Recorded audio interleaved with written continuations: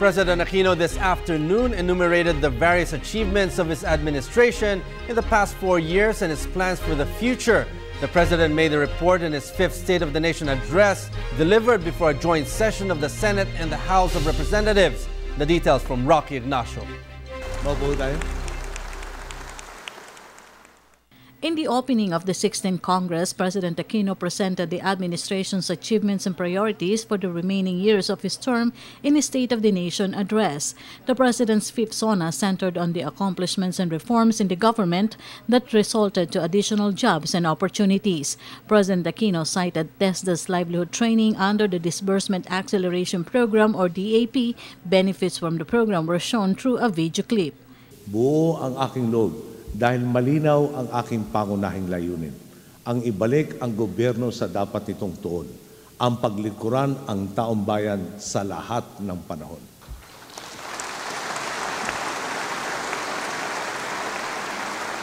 Nagambag ang DAP ng 1.6 billion pesos. Nakapagpatapos po ito ng 223,615 benepisyaryo. 66% po nito o katumbas ng 146,731 graduates ang nagtatrabaho na ngayon. Through good governance, the country maintained its better fiscal position and achieved the first-ever investment-grade status from international credit rating agencies. The President added that the Philippines is open for new investments following the upgrade category given by the International Civil Aviation Organization in order to add more flights to Europe and the U.S. Inayos natin ang pamamahala ng ating mga utang.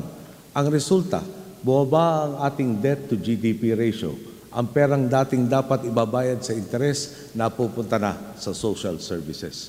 Pati ang mga obligasyong karamihan ay minanalang. Natugunan din natin. Halimbawa po nito, 1993 pa po o panahon pa ni Pangulong Ramos nang itinakda ang obligasyong i-recapitalize ang Bangko Sentral ng Pilipinas sa halagang 50 bilyong piso para magawa niya ang kanyang tungkulin.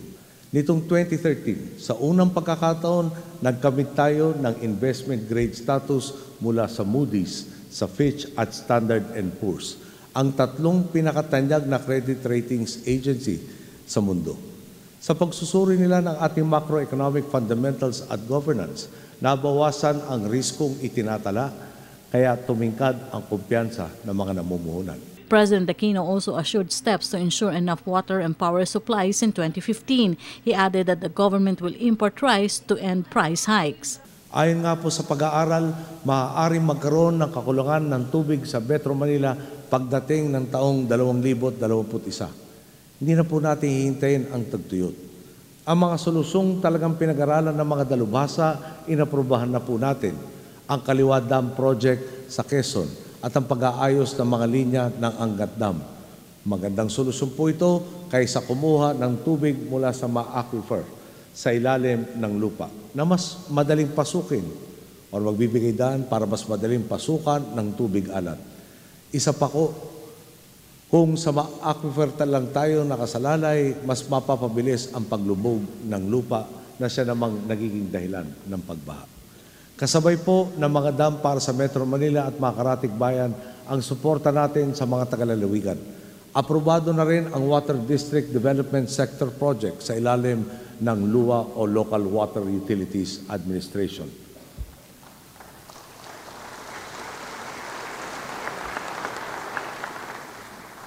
Siguro po, narinig na rin ninyo ang pinakamalaki nating PPP project, ang Laguna Lakeshore Expressway Dike.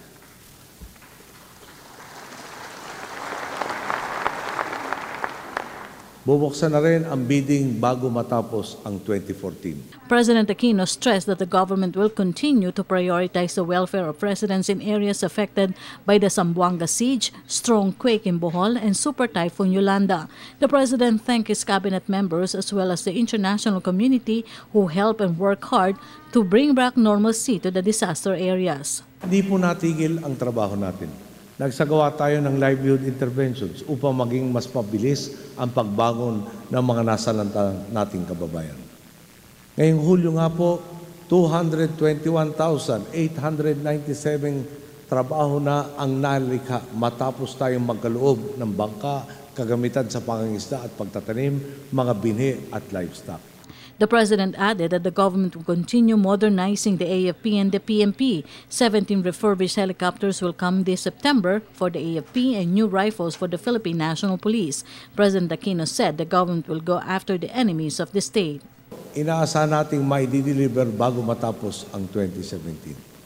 Target din nating makuha ang karagdagang brand new na 8 Bell Combat Utility Helicopters, 2 anti-submarine helicopters, 10 pang Agosta Westland 109 helicopters, 2 light lift aircraft, 3 medium lift aircraft, mga radar system at iba pang kagamitang magpapaunlad sa kakayahan ng ating sandatahang lakas. He also recognized the anti-graft measures in the Bureau of Customs. Amidst implementing fruits of reforms, the President warned abusive officials in government. Umaawa kayo sa mga nalululong sa drogang pinapasok o pinahintulutan yung pumasok, o sa mga magsasakang napagkakaitan ng tamang kita.